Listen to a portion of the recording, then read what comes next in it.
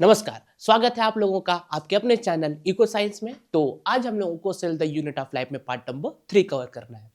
तो पिछले पार्ट में हम लोगों ने सेल का मीनिंग समझा, सेल थ्योरी समझा और एक ओवरव्यू लिया यूकैरियोटिक प्रोकैरियोटिक सेल का। इस पर्टिकुलर पार्ट में हम लोग को सेल डेवलप और प्रोकैरियोटिक सेल्स को खत्म करना है। तो आपने करना क्या है, एनसीईआरटी की रीडिंग और वीडियो को लास्ट तक देखिए क्योंकि क्वेश्चंस भी इंक्लूडेड है इसमें। चलिए स्टार्ट करते हैं हम लोग आज का अपना पार्ट, वो है cell envelope and its modification. तो सबसे पहली बात कि सेल इन्वेलप होता क्या है और कहाँ पाया जाता है। तो सेल इन्वेलप एक केमिकली कॉम्प्लेक्स लेयर होता है जो प्रोकैरियोट्स बेसिकली बैक्टीरिया में पाया जाता है। और ये 3 लेयर्ड होते हैं। 3 लेयर कौन कौन से होते हैं इसके? ग्लाइकोकैलिक्स, सेल वॉल और सेल मेम्ब्रेन। कौन कौन से 3 पार्ट? ग्लाइकोकैलिक्स, सेल वॉल और सेल मेम्ब्रेन, ये इसके 3 लेयर होते हैं। ऑल्दो ये 3 लेयर अपना डिस्टिंक्ट फंक्शन मतलब अलग अलग फंक्शन परफॉर्म करते हैं, बट साथ में रह के सिंगल प्रोटेक्टिव यूनिट की तरह काम करते हैं। क्या बोला? They act as single protective unit, single protective unit की तरह। अच्छा, अब बैक्टीरिया का भी क्लासिफिकेशन होता है 2 पार्ट में, on the basis of difference in cell मतलब और response towards gram staining. Gram staining एक प्रोसीजर होता है जिसमें अलग अलग डाइज यूज होते हैं, जैसे क्रिस्टल वायलेट हो गया, आयोडीन हो गया, सेफ्रेनिन हो गया, जो ग्राम पॉजिटिव और ग्राम नेगेटिव बैक्टीरिया को डिफरेंस बताता है उनके बीच का। ठीक है, तो चलिए हम लोग वो स्टार्ट करते हैं, लिख लीजिए इसको। आइए अब स्टार्ट करते हैं हम लोग बैक्टीरिया का क्लासिफिकेशन। एक ग्राम पॉजिटिव और एक ग्राम नेगेटिव। अच्छा, इनके बेस का क्लासिफिकेशन का बेसिस क्या है? तो क्या हो जाएगा? Difference in cell envelope, difference in cell envelope और रिस्पॉन्स टूवर्ड्स ग्राम स्टेनिंग। ठीक है। अच्छा, ये जो ग्राम पॉजिटिव बैक्टीरिया है, इसका नाम ही बता रहा होगा ग्राम पॉजिटिव, मतलब ये ग्राम स्टेनिंग को रिटेन कर सकते हैं। और ये ग्राम नेगेटिव बैक्टीरिया है, ये ग्राम स्टेनिंग को रिटेन नहीं कर सकते। ठीक है, तो ये कर सकता है रिटेन ग्राम स्टेन और ये do not retain gram stain. अगर इसके अंदर आप जाओगे तो बहुत चीजें हैं, वो हमारे पॉइंट ऑफ व्यू में कोई इंपॉर्टेंट नहीं है, लेकिन सबसे इंपॉर्टेंट बात यह है कि ऐसा क्या होता है इसके अंदर जो ये ग्राम स्टेन को रिटेन कर सकता और ये नहीं रिटेन कर सकता। तो ग्राम पॉजिटिव बैक्टीरिया में, क्योंकि है तो ये बैक्टीरिया चाहे ग्राम पॉजिटिव चाहे ग्राम नेगेटिव हो, तो दोनों में पेप्टाइडोग्लाइकेन का सेल वॉल देखने को मिलता है, लेकिन इसमें थिक सेल वॉल होता है पेप्टिडोग्लाइकेन का और इसमें थिन सेल वॉल होता है। और अंदर की बात तो आउटर मेम्ब्रेन होता है, पेप्टिडोग्लाइकेन होता है, इनर मेम्ब्रेन होता है ग्राम नेगेटिव बैक्टीरिया में। इसमें टिकोइक एसिड वगैरह सब प्रेजेंट रहते हैं, लेकिन वो हमें जानना नहीं है। इसमें क्या जानना है आपको? इसमें थिक सेल वॉल प्रेजेंट होता है और इसमें थिन सेल वॉल प्रेजेंट होता है। इस वजह से ये ग्राम स्टेन को रिटेन नहीं कर सकते, ग्राम नेगेटिव नहीं कर सकते तो नेगेटिव, और एक ग्राम स्टेन को रिटेन कर सकते हैं तो पॉजिटिव। तो ये हो गया बैक्टीरिया का क्लासिफिकेशन ग्राम नेगेटिव और पॉजिटिव में। अब हम लोग सेल इन्वेलप के एक एक लेयर को पढ़ेंगे। ठीक है, लिख लीजिए इसको।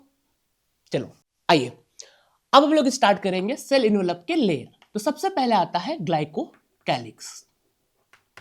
ग्लाइकोकैलिक्स, तो ग्लाइकोकैलिक्स का मतलब क्या होता है? ग्लाइको मतलब ग्लूकोज और शुगर, तो शुगर रिच, कैलिक्स मतलब कोट होता है, तो शुगर रिच कोट और लेयर कर सकते हैं। शुगर रिच कोट होता है, ये आउटर मोस्ट लेयर होता है सेल इन्वेलप का, आउटर मोस्ट लेयर होता है।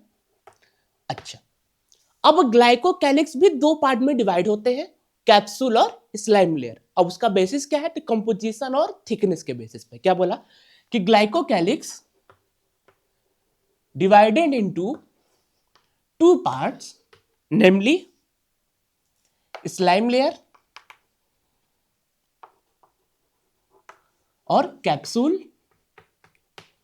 बेसिस क्या है? The composition and thickness. इसके बेसिस पे ग्लाइकोकैलिक्स फिर दो पार्ट में डिवाइड होता है, स्लाइम लेयर और कैप्सूल।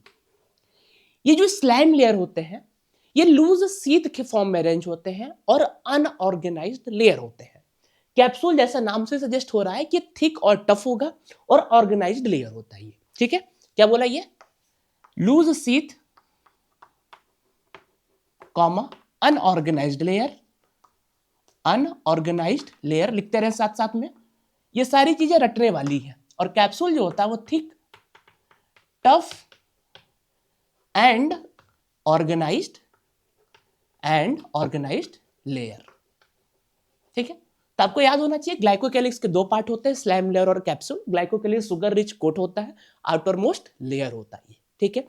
अब हम लोग सेल वॉल को देखते हैं। आइए अब हम लोग सेल वॉल को देखेंगे। सेल वॉल जो होता है ये स्ट्रक्चर ऑफ सेल को डिफाइन करता है। It define the structure of cell. साथ में ये स्ट्रक्चरल सपोर्ट प्रोवाइड करता है और बैक्टीरियल सेल को बर्स्टिंग, फटने या कोलैप्स करने से बचाता है। इसके तीन मेजर काम क्या है?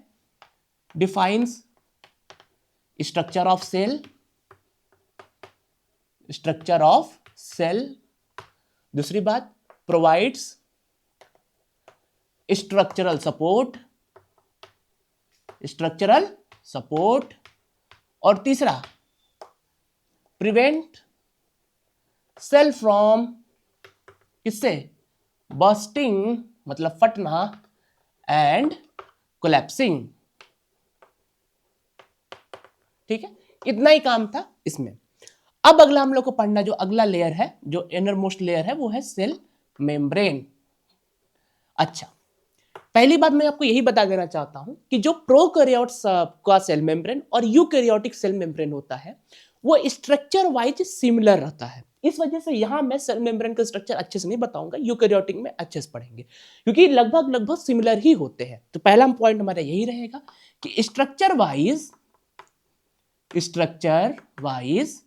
प्रोकैरियोटिक सेल मेम्ब्रेन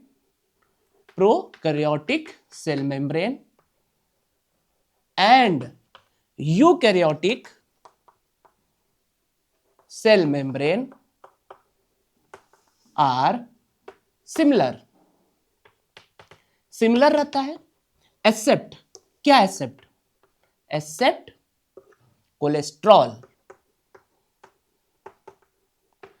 तो कोलेस्ट्रॉल जो होता है वो यूकैरियोटिक सेल मेम्ब्रेन में पाया जाता है, प्रोकैरियोटिक सेल मेम्ब्रेन में नहीं पाया जाता है। कहां पाया जाता है ये? Found in eukaryotic cell membrane को मैं सीएम से दिखा रहा हूं, ठीक है ना।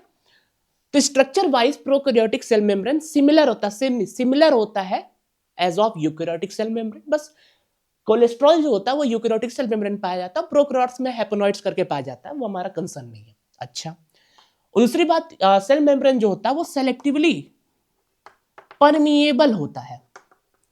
इसका मतलब ये आउटसाइड वर्ल्ड से इंटरेक्ट करता है, ये एक बैरियर की तरह काम करता है। यही डिसाइड करेगा कि कौन से सब्सटेंस को अंदर आना है और किस मोड से जाना है। मतलब पैसिव ट्रांसपोर्ट होगा, एक्टिव ट्रांसपोर्ट होगा, फैसिलिटेटेड डिफ्यूजन होगा, वो सारा डिसीजन सेल मेम्ब्रेन का। वो कैसे होता है हम लोग आगे समझेंगे, इसी को आगे हम लोग कंटिन्यू करेंगे। एक टर्म आता है मीजोजोम।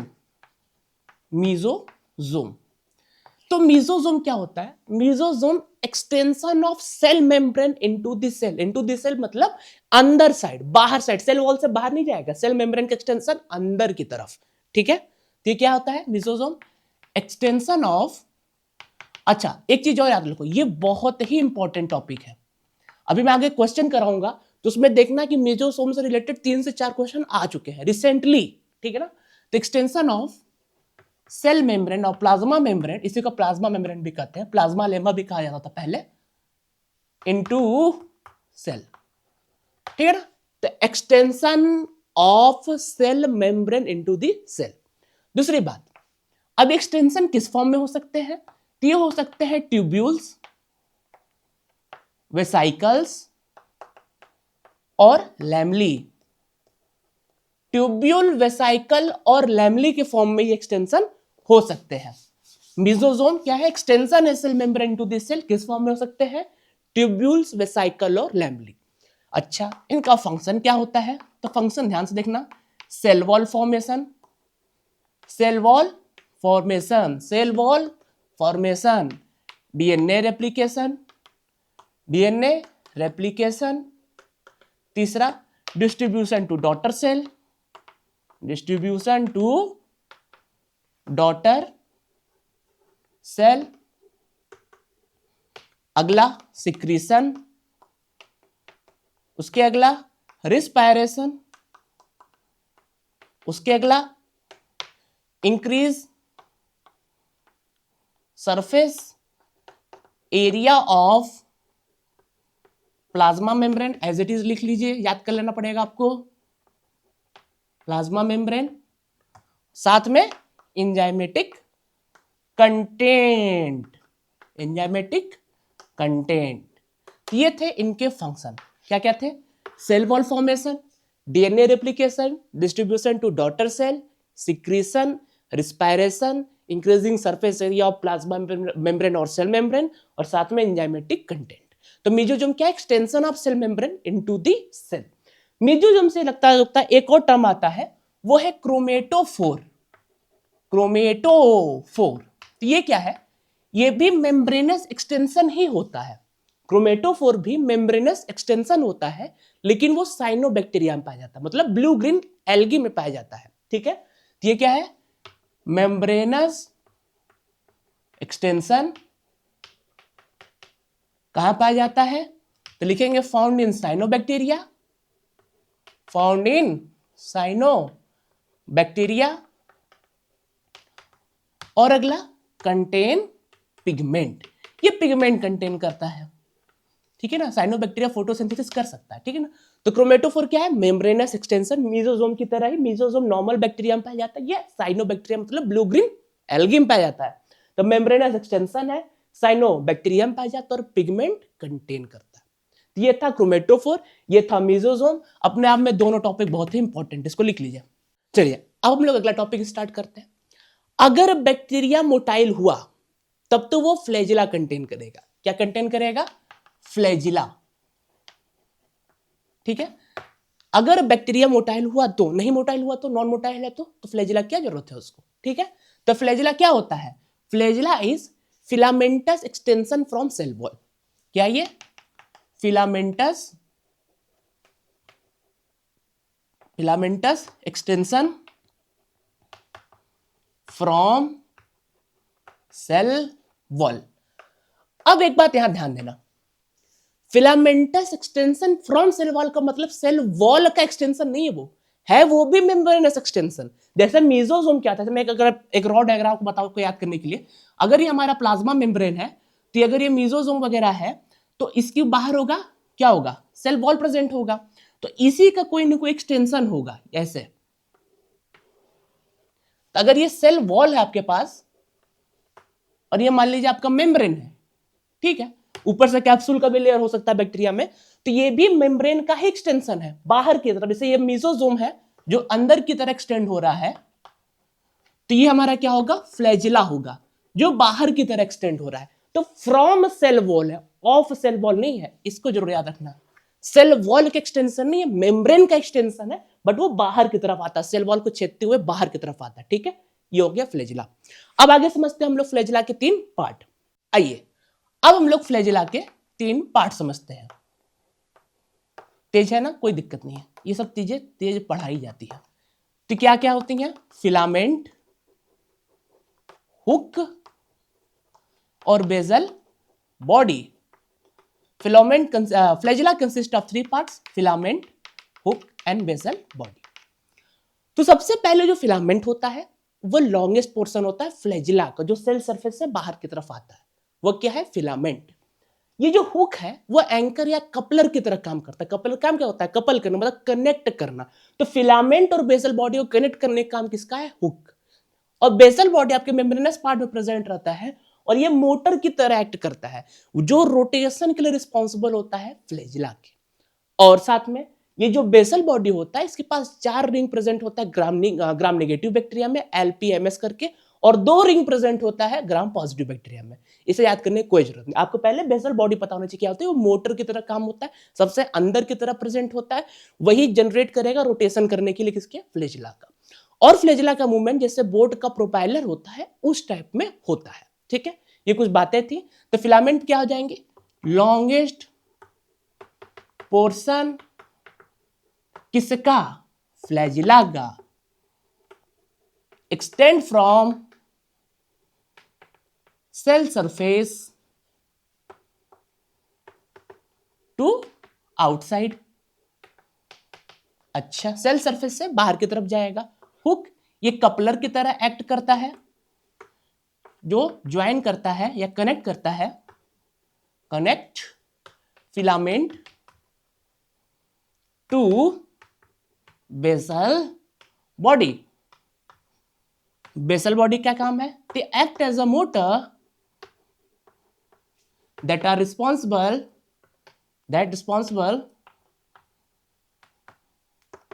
इस कर लीजिए इसको, responsible for rotation of flagella. और आगे समझना हो तो ग्राम नेगेटिव बैक्टीरिया में 4 रिंग होते हैं LPMS, और ग्राम पॉजिटिव बैक्टीरिया में 2 रिंग होते हैं। ठीक है, तो ये हो गया फिलामेंट, हुक और बेसल बॉडी। फ्लैजिला का अरेंजमेंट भी बैक्टीरिया में अलग अलग हो सकता है। ठीक है, तो ये था फ्लैजिला। तो फ्लैजिला का रोल किसमें है, मोटिलिटी में। अगर बैक्टीरिया मोटाइल है तब तो उसके पास फ्लैजिला होगा, अगर नहीं है तो नहीं होगा। फ्लैजिला के 3 पार्ट होते हैं। उससे भी पहले क्या इंपॉर्टेंट है कि this extension of membrane also, membrane का ही एक्सटेंशन है। लिखा ना filamentous extension from cell wall, of cell wall नहीं, अगर ऑफ सेल वॉल रहता तो सेल वॉल का एक्सटेंशन रहता वो, लेकिन वो मेम्ब्रेन का एक्सटेंशन है बाहर की तरफ। ठीक है, दूसरी बात, इसके 3 पार्ट होते हैं, फिलामेंट, हुक और बेसल बॉडी। फिलामेंट सबसे लंबा पोर्शन होता है फ्लैजिला का। हुक जो होता है फिलामेंट और बेसल बॉडी को कनेक्ट करता है। बेसल बॉडी अंदर की तरफ प्रेजेंट रहता है, जो मोटर की तरह एक्ट करता है ताकि रोटेशन किया जा सके फ्लैजिला का। ग्राम नेगेटिव बैक्टीरिया में अगर लिखना तो लिख लीजिए, ग्राम नेगेटिव बैक्टीरिया में बेसल बॉडी 4 रिंग कनेक्ट करता है, कंसिस्ट करता है, और ग्राम पॉजिटिव बैक्टीरिया में 2 रिंग कंसिस्ट करता है। ठीक है, और इसका मूवमेंट कैसा होता है, जैसे प्रोपाइलर ऑफ बोट, और अरेंजमेंट में फ्लैजिला अलग अलग हो सकते हैं। ठीक है, अच्छा, जब एक्सटेंशन के सरफेस स्ट्रक्चर की बात ही करने तो 2 और सरफेस स्ट्रक्चर प्रेजेंट होते हैं पिलाई और फिम्ब्री। चलिए उसको देखते हैं हम लोग। आइए, अब हम लोग को पढ़ना है पिलाई एंड फिम्ब्री। देखिए, ये भी सरफेस स्ट्रक्चर ही है, ये भी सरफेस स्ट्रक्चर ही है, लेकिन इनका मोटिलिटी से कोई मतलब नहीं है। ठीक है, तो does not play any role in किसमें, मोटिलिटी में। तो मोटिलिटी में इनका कोई मतलब नहीं है, ये भी सरफेस स्ट्रक्चर। अच्छा, पिलाई जो होता है वो एक ट्यूबुलर स्ट्रक्चर होता है। ये कैसा होता है, ट्यूबुलर स्ट्रक्चर होता है, जो एक स्पेशल प्रोटीन से बना रहता है। उस प्रोटीन का नाम होता है पिलिन। ये क्या है, स्पेशल प्रोटीन। एनसीईआरटी लिखते हैं ना, पिलाई tubular structure made up of special protein, तो वो स्पेशल प्रोटीन ये होता है पिलिन। अच्छा, पिलाई का फंक्शन क्या होता है, मैंने आपको बताया था बायोलॉजिकल क्लासिफिकेशन में कि bacteria reproduce a sort of sexual reproduction by primitive DNA transfer techniques, मतलब कॉन्जुगेशन। तो जब कॉन्जुगेशन में जेनेटिक मटेरियल का ट्रांसफर किया जाता है 2 बैक्टीरियल सेल के बीच में, तो कॉन्जुगेटिंग ट्यूब्स बनता है। वो कॉन्जुगेटिंग ट्यूब्स ये पिलाई बनाता है। अगर स्पेसिफिकली बात किया जाए तो सेक्स पिलाई, वो कॉन्जुगेटिव ट्यूब का फॉर्मेशन करता है। जैसे ये अपना बैक्टीरिया है, ये अपना बैक्टीरिया मान लीजिए जिसके पास जेनेटिक मटेरियल है, नहीं है, तो अगर जेनेटिक मटेरियल का ट्रांसफर करना है, अगर जेनेटिक मटेरियल का ट्रांसफर करना है तो ये पिलाई ही कराएगा, वो ट्यूब का फॉर्मेशन करता है। उसका नाम भी सेक्स पिलाई होता है, ये काम करता है, या कंजुगेटिव पिलाई। ठीक है, ये हो गया पिलाई काम। दूसरा फिम्ब्री। फिम्ब्री एक ब्रिस्टल लाइक स्ट्रक्चर होता है जो बैक्टीरिया के अटैचमेंट में रोल करता है। या तो होस्ट के अंदर कराना है, होस्ट मतलब जिसके ऊपर कराना है ऑर्गेनिज्म के ऊपर, या तो रॉक स्ट्रीम से अटैचमेंट कराना है। तो इनका काम क्या है, attachment of bacteria to rock stream और होस्ट। ठीक है, तो ये काम था अपना अपना दोनों का। पिलाई काम समझा दी, यही सेक्स पिलाई कंजुगेटिंग ट्यूब का फॉर्मेशन करता है, यही क्या बनाता है, सेक्स प्लाई का फॉर्मेशन करता है, जब कॉन्जुगेशन होता है उसके दौरान जेनेटिक क्या कहते हैं ट्रांसफर, डीएनए का ट्रांसफर करने के लिए इसकी जरूरत पड़ती है सेक्स प्लाई का, ठीक है। तो उसका काम अलग है। फिम्ब्रे जो है वो अटैचमेंट में रोल प्ले करता है, ठीक है, होस्ट से या रॉक स्ट्रीम से। चलिए हम लोग अब आगे देखते हैं। आइए अब हम लोग का अगला टॉपिक है राइबोसोम एंड इंक्लूजन बॉडी। जो प्रोकैरियोटिक राइबोसोम है ना, वो एसोसिएटेड रहता है with the plasma membrane, prokaryotic ribosome. दूसरी बात, राइबोसोम में जो साइट ऑफ प्रोटीन सिंथेसिस, इसका साइज होता है 15 nanometre by 20 nanometre, 15 nanometre by 20 nanometre site of protein synthesis होता है। Several ribosome attach with mRNA to form a chain, जिसे कहा जाता है पॉलीसोम और पॉलीराइबोसोम। एक एक करके हम लोग देखते हैं।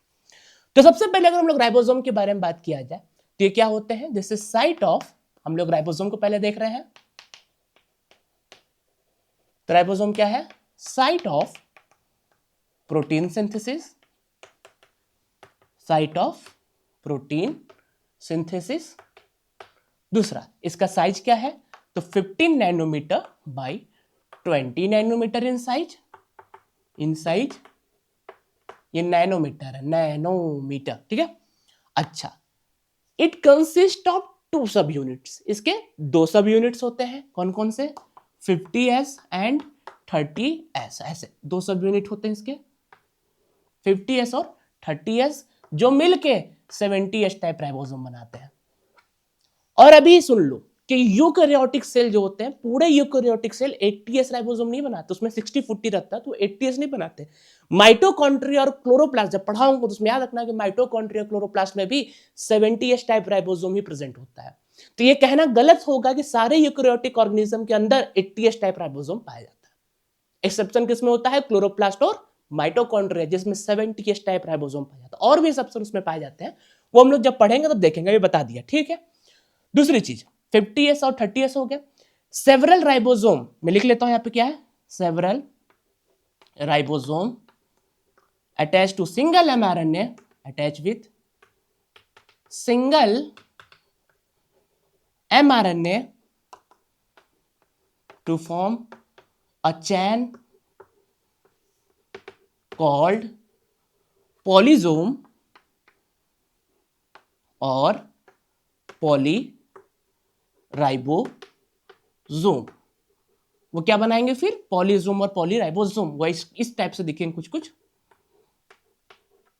अगर ऐसा चैन लाइक स्ट्रक्चर आपको दिख जाए जिसमें सिंगल एमआरएनए के साथ सेवरल राइबोसोम, कैसे पता चलेगा, इसको कैसे याद रखोगे, देखो टर्म से ही सीखो, पॉलीराइबोसोम, इसमें नंबर किसकी ज्यादा होगी, एमआरएनए की कि राइबोसोम की। तो याद देखो, पॉली मतलब मेनी, राइबोसोम मतलब राइबोसोम ही हुआ, तो बहुत सारे राइबोसोम सिंगल एमआरएनए के साथ अटैच करके एक चैन लाइक स्ट्रक्चर बना, जिसे कहते हैं पॉलीसोम और पॉलीराइबोसोम, ठीक है।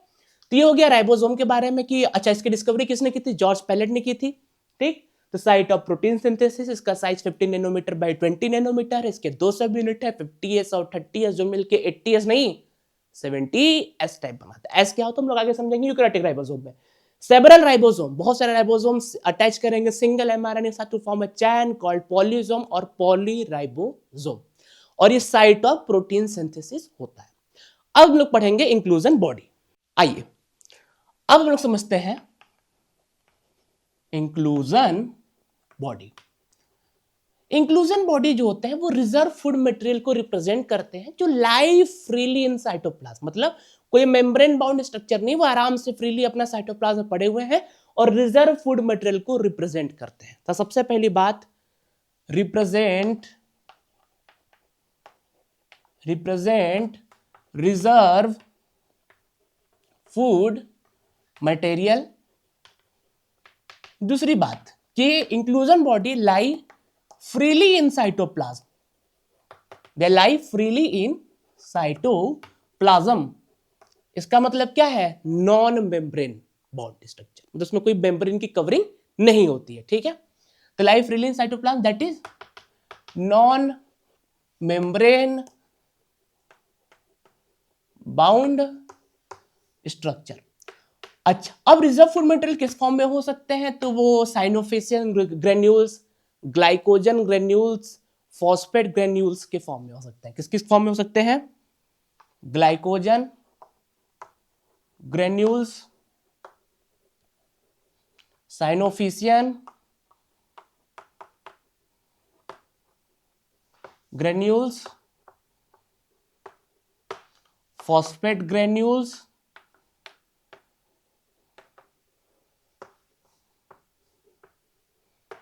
और गैस वैक्यूल्स भी पाए जाते हैं। ये जो गैस वैक्यूल्स है ना, ये कहां पाए जाते हैं?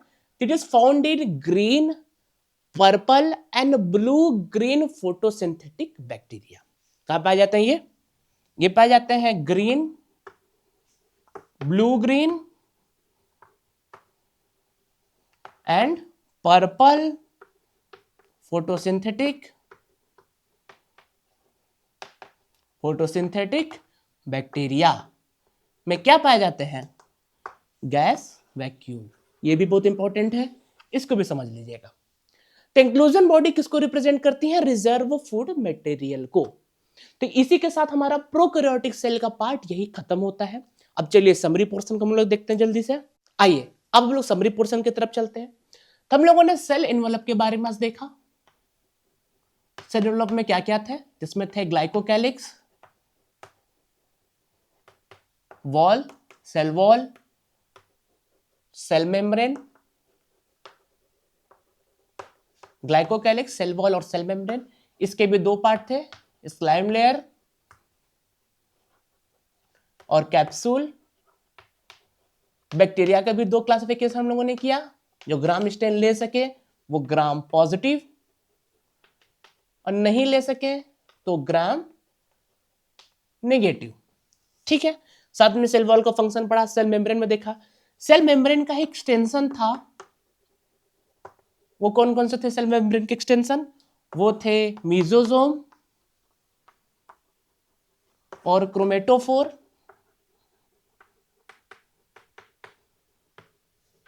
ये जो मीजोजोम है इसके भी एक्सटेंशन है,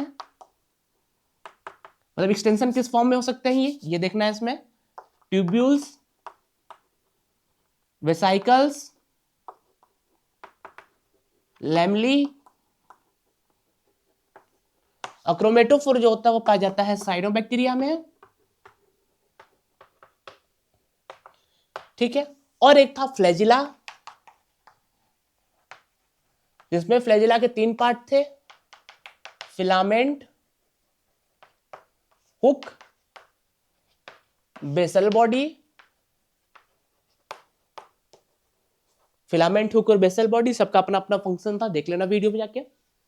उसके बाद हमें क्या देखना था? फिलामेंट, हुक, बेसल बॉडी के बाद राइबोसोम और इंक्लूजन बॉडी। तो राइबोसोम, अब प्रोकैरियोटिक राइबोसोम है जिसके दो सब यूनिट होंगे 50S और 30S, जो मिलके बनाएंगे 70S। फिर बताया था मैंने आपको पॉलीसोम और पॉलीराइबोसोम के बारे में। पॉलीराइबोसोम के बारे में। फिर मैंने आपको बताया था किसके बारे में? इंक्लूजन बॉडी के बारे में। तो इस तरीके से हमारा प्रोकैरियोट्स का सारा ऑर्गेनेल्स वगैरह जो भी था वो सब खत्म हो गया। इसमें ऑर्गेनेल्स पाई कहा जाता है। ठीक है।